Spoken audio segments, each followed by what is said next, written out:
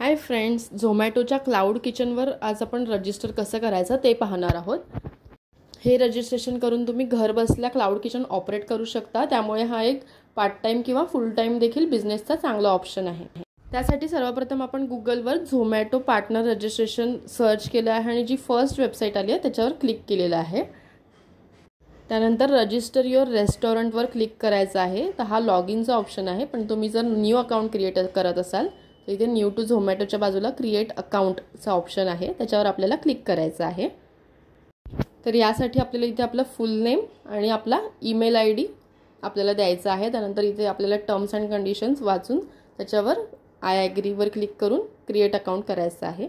त्यानंतर तुम्हाला इथे रेस्टॉरंटच्या काही डिटेल्स फिल करावे लागतात, जसं की रेस्टॉरंट नेम, त्या रेस्टॉरंटचा कंप्लीट ॲड्रेस। तर रेस्टॉरंटचा कंप्लीट ॲड्रेस म्हणजेच आपल्या घराचा ॲड्रेस आहे ना, जर आपण घरून जर हे रेस्टॉरंट चालवत असू तर। जर तुम्ही कुठल्या शॉपवर चालवत असाल तर तुम्ही शॉपचा ॲड्रेस देखील इथे देऊ शकता, पण हा ॲड्रेस जो तुमच्या फूड लायसन्सवर आहे तोच असला पाहिजे। त्यानंतर इथे खाली मॅपवर आपला जर ॲड्रेस वेगळ्या ठिकाणी झाला असेल तर तो इथे मॅपवर ॲडजस्ट करून घ्यायचा आहे। त्यानंतर तुमचा कॉन्टॅक्ट नंबर इथे तुम्ही शेअर करायचा आहे, नंतर व्हेरीफाय करावा लागतो। नंतर इथे आपल्याला बघायचं आहे की तुमचा रेस्टॉरंटचा ओनरचा नंबर जो आहे तो सेम आहे की वेगळा आहे, ज्याच्यावर तुम्हाला अपडेट्स वगैरे येत राहतील। ओनरचं फुल नेम आणि ईमेल आयडी इथे आपल्याला ॲड करायचं आहे। जे आपण रजिस्टर करताना टाकलेलं तेच इथे तुम्ही सेम टाकू शकता। त्यानंतर इथे नेक्स्टवर क्लिक करून रजिस्टर फॉर ऑनलाईन ऑर्डरिंगवर क्लिक करायचं आहे। तर आता इथे आपण get started with online ordering, इथे रेस्टॉरंटचे इन्फॉर्मेशन्स आपल्याला विचारलेले आहेत की झोमॅटोकडून तुम्हाला कोणी रेफरन्स दिला आहे का, तर तिथे नोवर क्लिक करायचं आहे। What are the timings during which customers can place online order, म्हणजे जर तुमचा डायनिंग तुमचं सिलेक्टेड असेल तर तुमचं रेस्टॉरंटचं आणि डिलिव्हरीचं टाईम सेम असेल की वेगळं, हे तुम्हाला इथे विचारलं जातं आहे। त्यानंतर इथे आपल्याला मेन्यू अपलोड करायचा आहे। तर हा आपण इथे कॅनवाच्या सहाय्याने मेन्यू जो डिझाईन केलेला आहे तो मी इथे अपलोड करत आहे। ओके, त्यानंतर नेक्स्टवर क्लिक केल्यावर इथे आपल्याला रेस्टॉरंट टाईप आणि टायमिंग्सचं आपल्याला इथे डिटेल्स फिल करायच्या असतात। तर इथे आपण एस्टॅब्लिशमेंट टाईपमध्ये डिलिव्हरी ऑनली करायचं आहे। जर तुम्ही घरून ऑपरेट करत असाल तर तुम्ही डिलिव्हरी ऑनली करू शकता, आणि जर तुम्हाला शॉपमधून करायचं असेल तर तुम्ही बोथ देखील सिलेक्ट करू शकता। त्यानंतर खाली इथे फूड टाईप्स विचारलेले आहेत, तर बेवरेजेस, बिर्याणी, चायनीज, डेझर्ट्स जेही ॲप्लिकेबल असतील ते आपण सर्व सिलेक्ट करणार आहोत।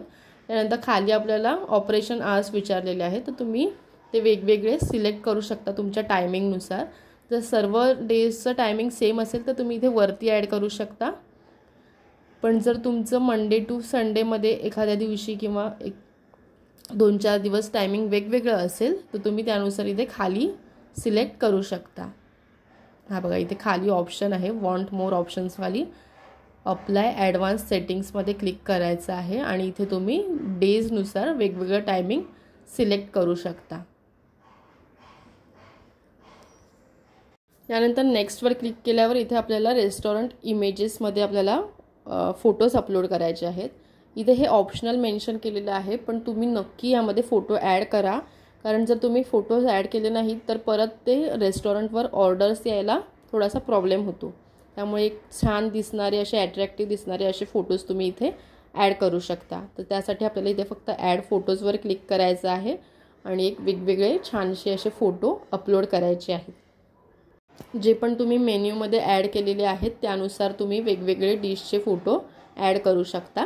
इथे फूड इमेजेसमध्ये देखील तुम्हाला काही फोटो ॲड करायचे आहेत, पण इथे कच्च्या पदार्थांचे फोटोज तुम्ही ॲड करू शकत नाही। त्यानंतर इथे प्रायोरिटी कॉन्टॅक्ट नंबर्स, तर सगळ्यात जो प्रायोरिटीवाला नंबर असेल तो नंबर तुम्ही इथे देऊ शकता, किंवा जर तुम्ही जो सेम नंबर असेल तर सेम ॲज रेस्टॉरंट ओनर टाकू शकता। त्यानंतर इथे रिसीव बँकिंग और अकाउंट नोटिफिकेशन्स, तुम्हाला इथे बिलिंग रिलेटेड काही कम्युनिकेशन यायचं असेल तिथे त्याच्या डिटेल्स तुम्हाला तिथे फिल कराव्या लागतात। त्यानंतर इथे अपलोड लीगल डॉक्युमेंट्स, तर हे सगळ्यात इम्पॉर्टंट सेक्शन आहे।